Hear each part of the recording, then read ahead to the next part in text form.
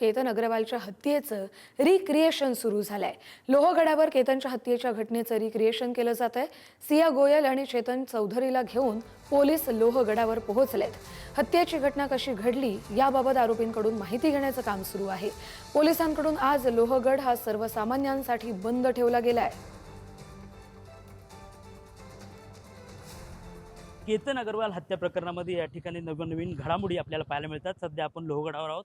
आपण जर या ठिकाणी पाहिलं, लोहगडावरील केतन अग्रवाल हत्या प्रकरणात तपासात आणखीन महत्त्वाच्या घडामोडी आज झालेल्या पाहायला मिळत आहे। त्यातच तपासाचा भाग म्हणून पोलिसांनी आरोपी सिया गोयल आणि चेतन चौधरी यांना लोहगडावर घेऊन घटनास्थळाची प्रत्यक्ष पाहणी करण्यासाठी या ठिकाणी लोहगडावर सकाळीच आणलेलं आपल्याला पाहायला मिळतंय। पोलीस अधीक्षक संदीप सिंह गिल यांच्या नेतृत्वाखाली दोन्ही आरोपींकडून संपूर्ण घटनाक्रम पुन्हा उभा करून घेतला जात असल्याचं आपल्याला पाहायला मिळतंय।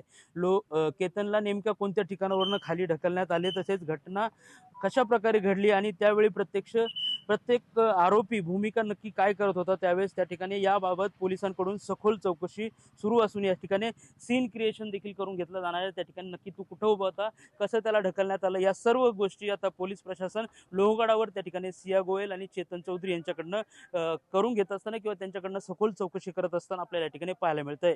पुढारी न्यूज, सागर शिंदे, लोणावळा।